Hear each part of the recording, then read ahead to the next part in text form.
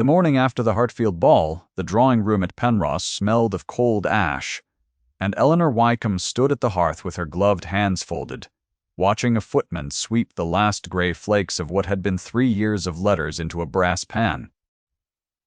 She did not weep. She had learned in the months since her father's death that weeping in front of the household only gave the household something to repeat. The fire had been lit at midnight by someone who knew exactly where she kept the bundle, and by the time she had reached the room, the flames had already taken the ink, the dates, the small pressed sprig of rosemary she had folded into the first page. To the house she was the poor relation, the orphaned Miss Wycombe brought in out of charity. And a poor relation was not owed the courtesy of being asked before her past was burned. What the house did not know was whose hand had struck the match, and that the answer, when it came, would undo every certainty in the room. Stay with me, because the woman standing at that cold hearth had not yet understood that the cruelest thing done to her would also be the thing that delivered her. She only knew that the letters were gone. Eleanor had come to Penrose in the second week of October, 8 months before, in a black gown retrimmed twice, and a mantle that did not quite manage the wind off the downs. Her father, a clergyman of small living and smaller fortune, had died, owing more than his books could cover, and the only relation willing to take her was the Dowager Countess of Marbury, her late mother's aunt, a woman who measured kinship the way a banker measures a doubtful note. The Dowager had a granddaughter to launch that season, a polished, ice-fair girl named Lady Sophronia Vane, and a poor cousin in the house was useful, chiefly as a contrast, the plain candle that makes the diamond brighter. Eleanor understood this within a day. She made herself useful in the ways that could not be refused, mending where the maids were behind, reading to the Dowager's failing eyes in the long afternoons, and keeping out of the bright rooms when the bright people came. The letters were the one thing that was entirely hers. They had been written to her over 3 years, by a man she had known only as a correspondent, a friend of her father's who signed himself simply Your Servant R., and who had begun writing to her when she was 20 and grieving her mother, and had nothing in the world but a clergyman's library and a quick mind that had nowhere to go.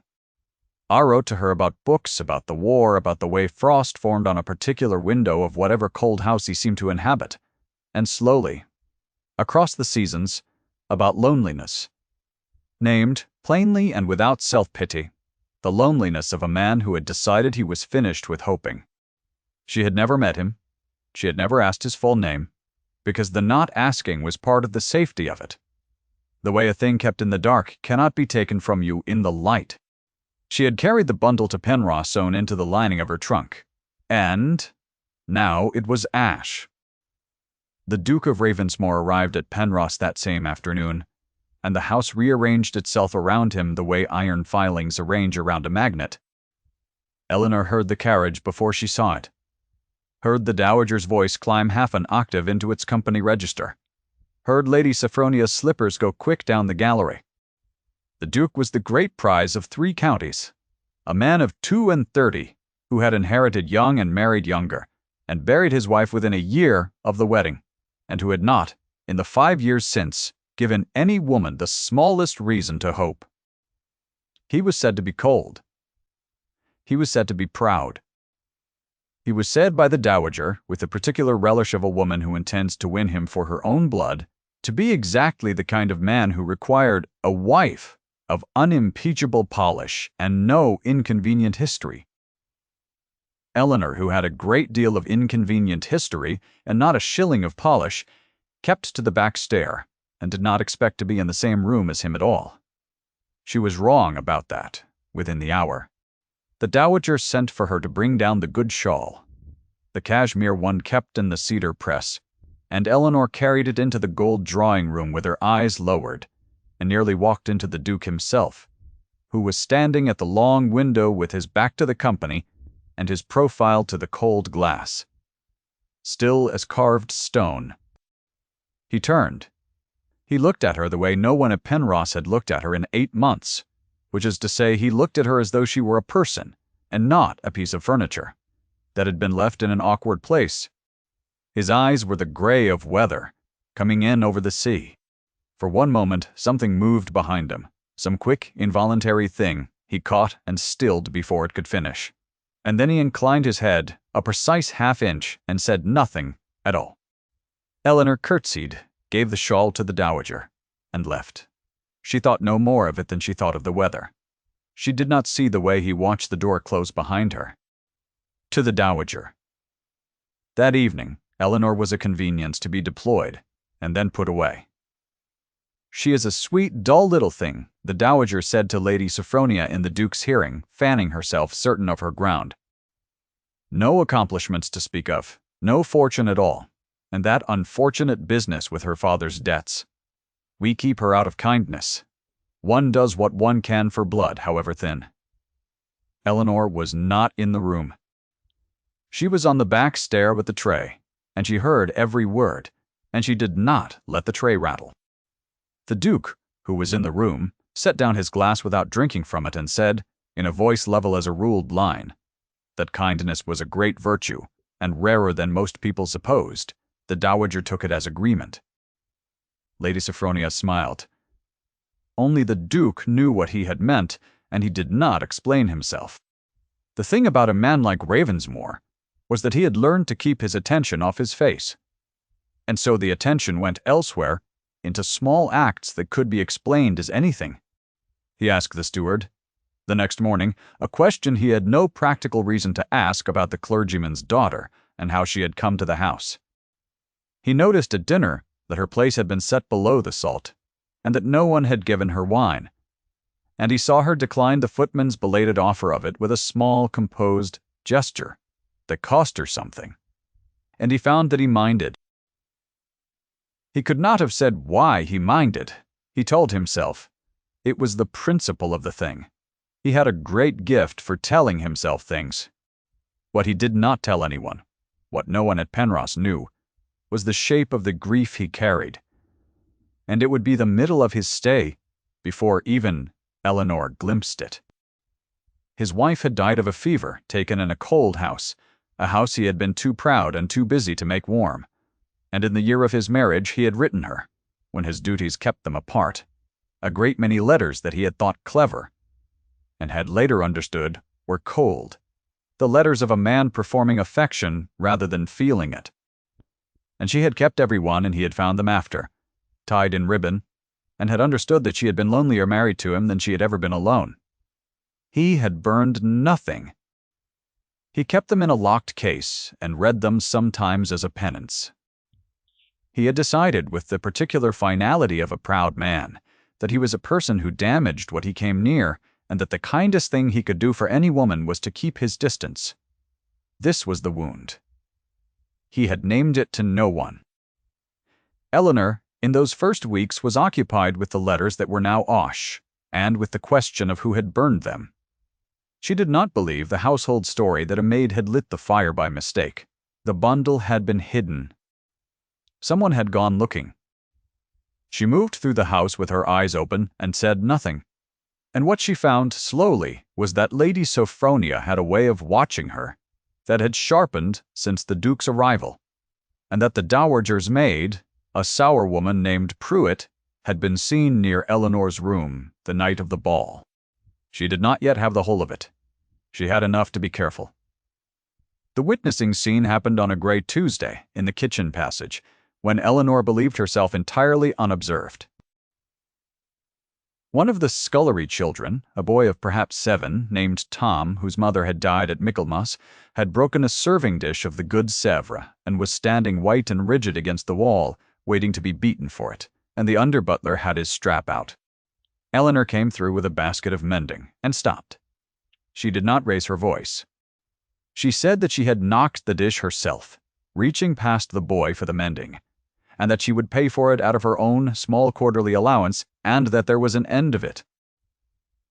It was a lie, and it would cost her nearly the whole of the pittance the dowager allowed her, and she told it without a flicker. The under-butler, who did not want the trouble of contradicting a relation of the house, however poor, put up his strap. The boy looked at her as though she had reached down and pulled him out of deep water. Eleanor picked up her basket and went on. The Duke of Ravensmore had been standing in the doorway to the still room the whole time, come down by the back way to escape the Dowager's morning callers, and he had seen all of it. He had seen her take the blame for a thing she had not done, at a real cost to herself for a child who could do nothing for her in return, and whom no one would ever know she had helped. He had spent 5 years certain that he understood people, that under the polish everyone was managing a transaction. He stood in the still room doorway and felt that certainty crack along a seam he had not known it had. He did not speak to her. He went back up the stairs and stood a long while at the cold window, and when the steward came to him with the day's business, he found he had not heard a word of it. After that, the Duke began, without admitting it to himself, to arrange to be where she was. It was always explicable. The library at Penrose was the one good room in the house, 3 walls of books floor to ceiling, and he took to working there in the mornings, and Eleanor was sent there to dust and to fetch the Dowager's novels, and so they were in the same room, in silence, more mornings than not. The first time he spoke to her there, it was to command, rather than to ask.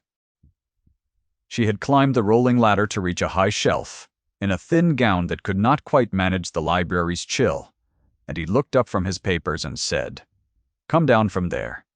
You will take a fall." She came down. Her face had gone warm, which she resented, and her pulse had quickened, in a way she could not govern, which she resented more. And she told herself that the warmth was the exertion of the ladder, and not the low, even sound of his voice. Her hand steadied itself on the shelf, without her permission. She did not look at him. He watched her not look at him, and said nothing more. And the silence held a quality it had not held before. It became a kind of habit. The commands. "Sit down. You have been on your feet since dawn. Eat something. You have given your portion to the boy again. I have seen you do it. Walk in the garden a quarter hour. The Dowager can spare you, and the air will do you good." They were issued in the flat tone of a man accustomed to being obeyed, and Eleanor heard in them only a great lord's impatience with the inefficiency of a tired servant, and the audience, had there been an audience, would have heard a man who did not know any other language for tenderness using the only one he had. She obeyed, because it was easier than refusing. She told herself she felt nothing. Her body kept its own counsel, knew the moment he entered a room before she turned, warmed at his nearness, and went on betraying her in small ways she could not catch in time.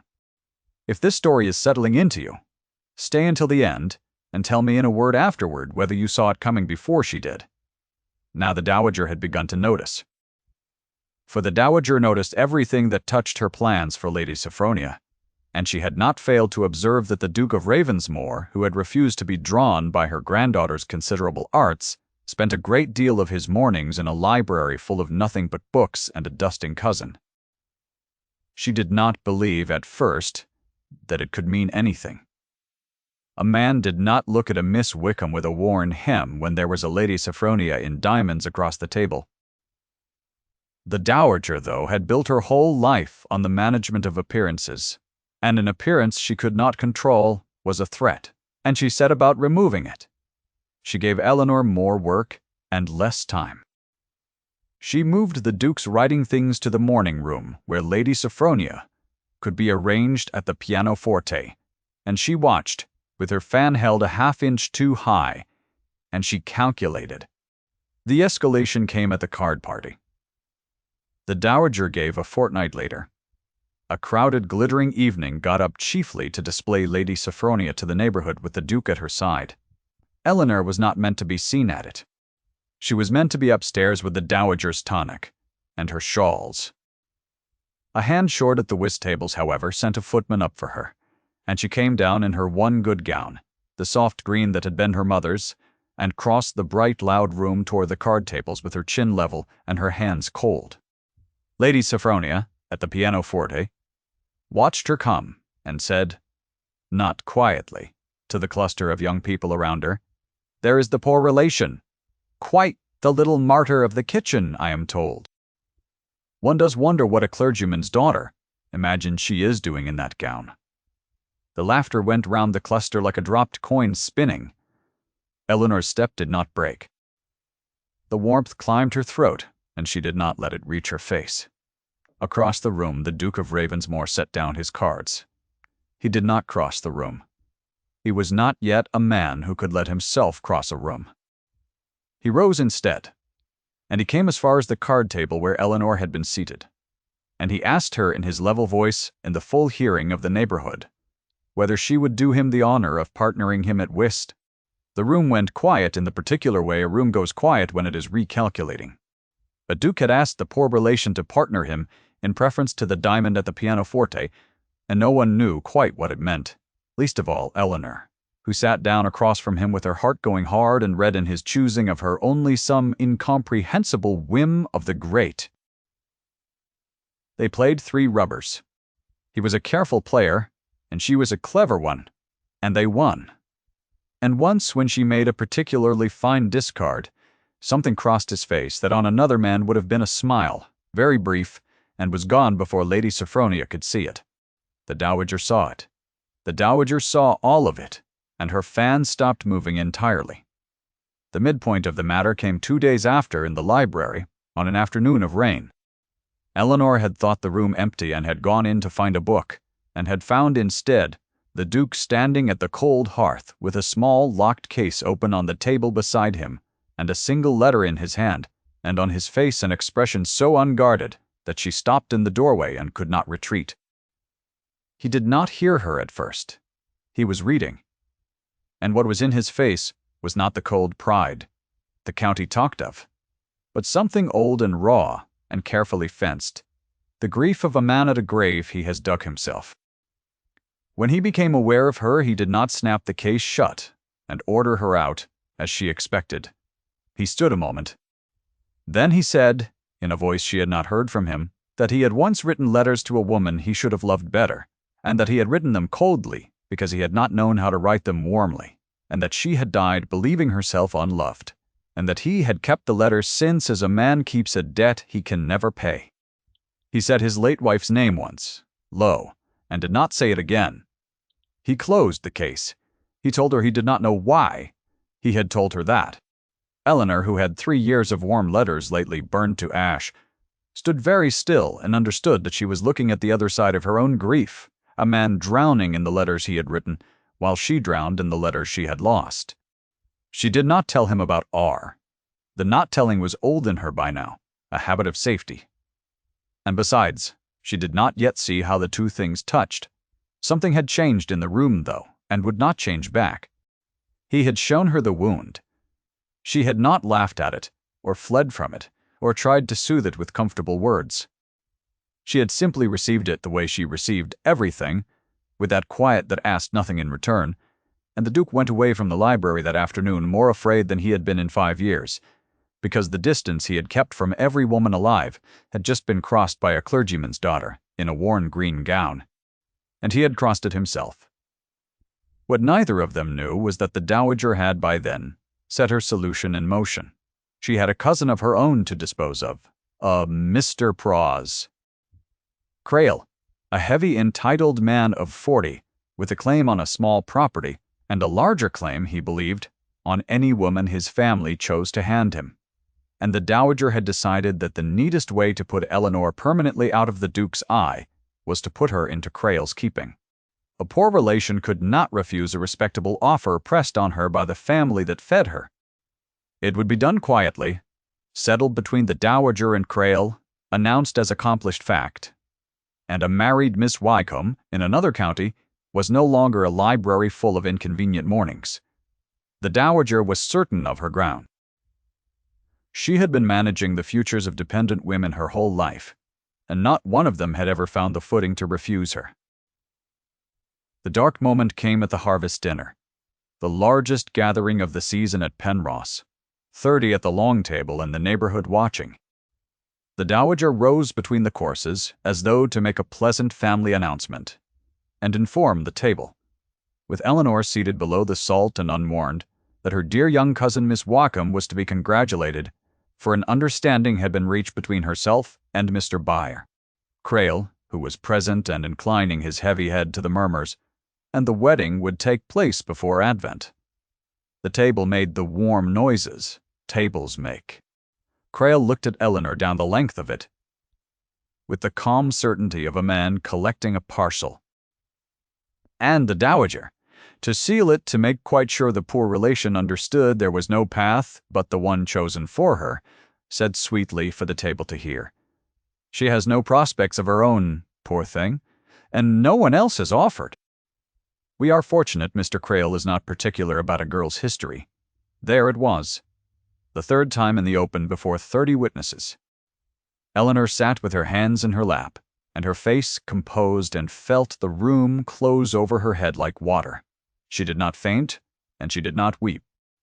She rose, in the silence after the Dowager's words, and she said, clearly enough for the table to hear, and steadily enough that no one could call it hysterics, that she was grateful for the family's care of her, and that she could not marry Mr. Crail because she did not love him, and did not esteem him, and would not stand before a clergyman, her own dead father's calling, and swear what she did not mean. It was the one sentence she could not have said 8 months before, when she came to Penrose with nothing. She said it now because the witnessing of the Duke's wound had taught her what it cost to live a lie of the heart, and she would not begin one. The table sat in scandalized stillness. The Dowager's face went white with fury.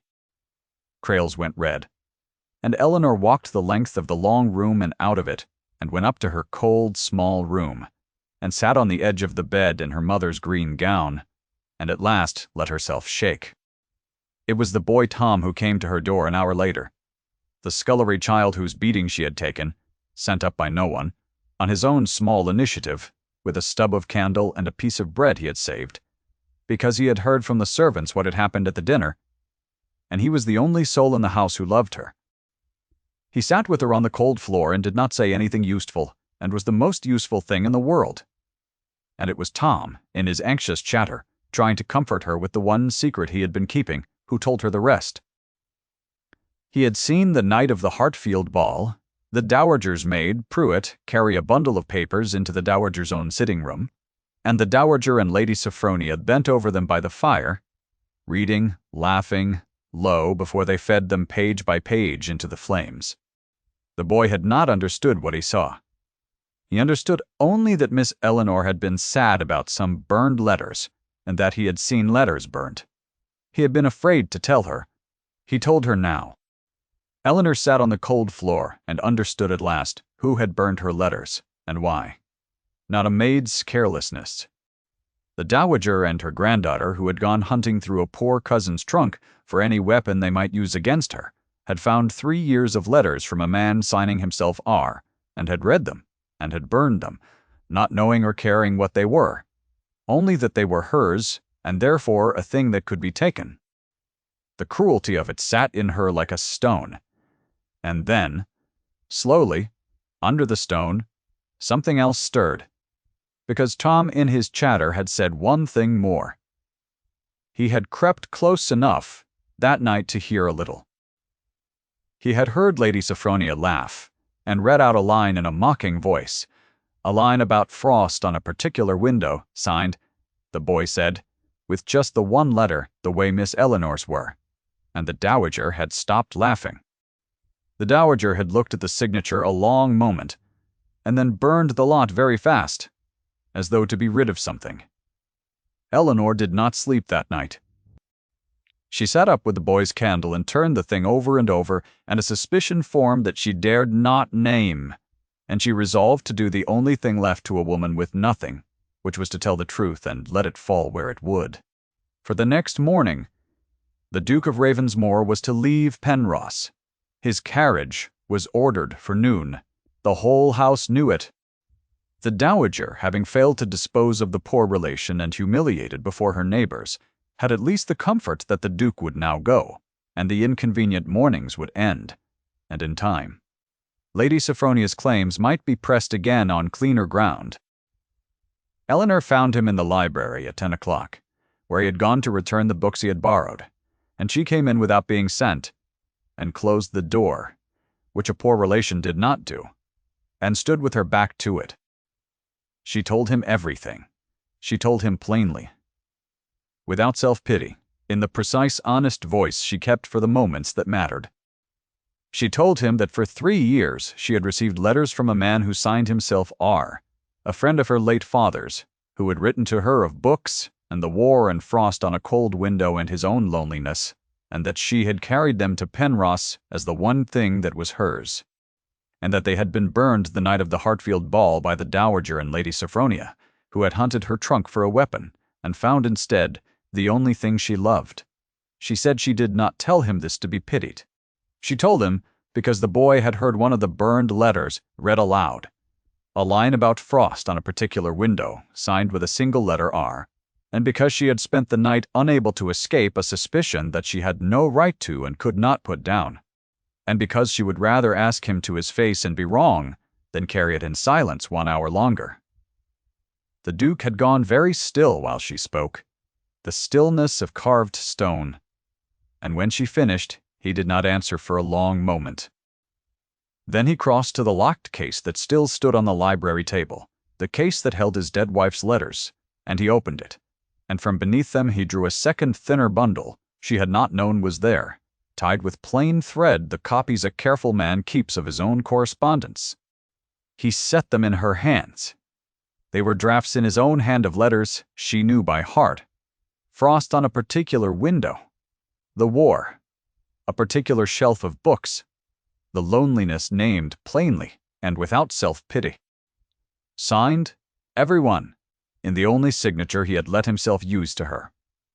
Your servant, R. He had been R. The friend of her father's, the correspondent of 3 years, the man who had begun writing to a grieving girl of 20 because his own grief had recognized hers across the distance, and who had never told her his name because he had decided he was a man who damaged what he came near, and that a clergyman's daughter was safer with a letter than with him. He had come to Penrose knowing she was there. He had not had the courage to say so, and he had watched her for 8 months and had not known until this moment that the letters he had written were ash. "I knew your mind for 3 years before I knew your face," he said low, the words unguarded at last. "I told myself a letter was all I had the right to give you. I was wrong about a great many things. I am done being wrong about this one." It was not the public line. That would come later. And once. This was for her alone, in a closed library, and she received it the way she received everything. And for the first time in 8 months at Penrose, she let what she felt reach her face. He did not leave at noon. He went instead to the Dowager and told her that he would not be leaving, and that there were matters to be settled before the neighborhood that had been allowed to misunderstand them. The Dowager, who could read a change of weather faster than anyone alive, felt the ground move under her, and did not yet know which way to step. The settling was done at the assembly the following week, in the great rooms over the town hall where the whole neighborhood gathered for the last public ball before the winter closed the roads. The same bright public arena where the Dowager had displayed her granddaughter all season, and where Eleanor had been the plain candle held up to make the diamond shine. The Dowager was there in her diamonds, with Lady Sophronia arranged at her side, the two of them having put about a version of the harvest dinner in which the ungrateful poor relation had refused a respectable match and disgraced the family, and the neighborhood had largely believed it because the neighborhood believed the Dowager. Eleanor came late, on no one's arm, in her mother's green gown, and the room turned to look at her with a particular cool appraisal a room turns on a woman it has decided to disapprove of. The Duke of Ravensmore crossed the room. He did it in the sight of everyone, the Diamonds and the Dowager and Mr. Wanne, Crail and the whole watching neighborhood, and he crossed it not to the pianoforte where Lady Sophronia waited, but the length of the floor to where Eleanor stood alone by the door, and the crowd's faces turned to follow him, the way faces turn to follow a struck bell. He stopped before her. He took her gloved hand, and in the silence that the whole room was now holding, he said the line, once, clear and level and irrevocable. "Miss Wycombe has consented to be my wife." The room did not breathe. The Dowager's fan stopped at the height it had been arrested, and her face for one moment before she mastered it showed the whole architecture of her defeat. Lady Sophronia's careful smile came apart at the edges. "Mr. Bayet." Crail set down his glass and found nothing in his face to put on.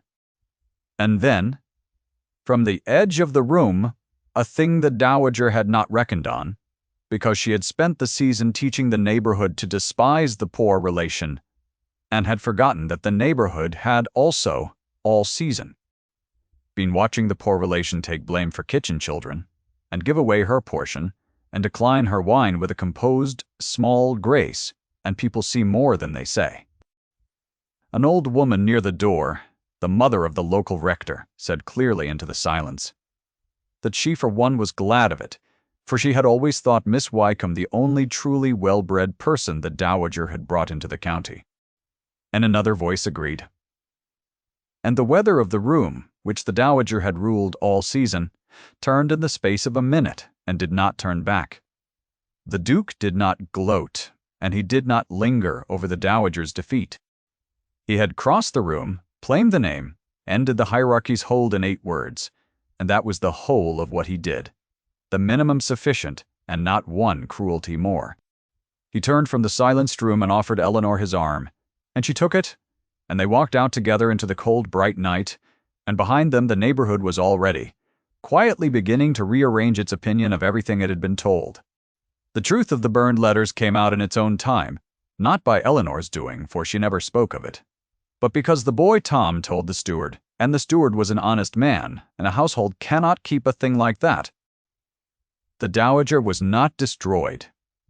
She was simply, after that winter, a great deal less believed, which to a woman who had ruled by being believed was its own quiet sentence. Lady Sophronia married, in time, a baronet in the north, and was by all accounts neither happier nor unhappier than such matches usually make people. Mr. Crail went back to his small property and his large opinion of himself. None of them were punished beyond their displacement, and Eleanor asked once whether she had forgiven them, said that she had, that she forgave the Dowager her coldness and the rival her cruelty, and the claimant his presumption, that it had cost her less than people supposed to do it. There was one thing, though, that she did not say she had forgiven, and the people who knew the story understood it, and it was this. She forgave everyone the harm they had done her, except the burning of the letters, not because the letters were the worst thing, but because, in burning them, they had tried to unmake the one thread that had kept her, across 3 lonely years, tied to the world, and a person may forgive much, and still hold one thing apart and unforgiven. Not from bitterness, but from the simple refusal to call that particular fire anything other than what it was. She did not forgive the burning. She did not need to. The letters had come back to her by another road, in the Duke's own hand, and the man who wrote them had crossed a room. They were married before the spring, in the small church near Ravensmoor that the Duke's late wife had loved, and Eleanor asked that the boy Tom be brought from Penrose and put to school at the Duke's expense, and it was done. The great cold house that the Duke had let stand half shut for 5 years was opened room by room and warmed, and the Duke, who had buried one wife in a house he was too proud to make warm, oversaw the lighting of every fire himself, and did not need to be told why. On the first night of true frost that winter, Eleanor stood at the long window of the warm library at Ravensmoor, the Duke beside her, and she watched the ice begin its slow work across one particular pane, the lower left corner first, the way it always had on the cold window he had written to her about for 3 years before she knew his name. He had drawn the second bundle of letters out again, the drafts in his own hand, and laid them in her lap, and she had not read them, only rested her hand on them because she knew every word. The fire was loud in the grate. Somewhere down the warm corridor, a boy who had been a scullery child was asleep in a clean bed for the first time in his life. And the frost climbed to the pane, the same frost, the same window, the cold thing made beautiful at last by the warmth on the other side of the glass. She did not need to keep the letters in the lining of a trunk any longer. She kept them on the table by the window, where anyone might see them, because there was no longer anyone in her life from whom they had to be hidden. That was the whole of it. That was home. Thank you for staying to the end of it. If Eleanor's story moved you, leave a word below with the moment that stayed with you, and I will read every one.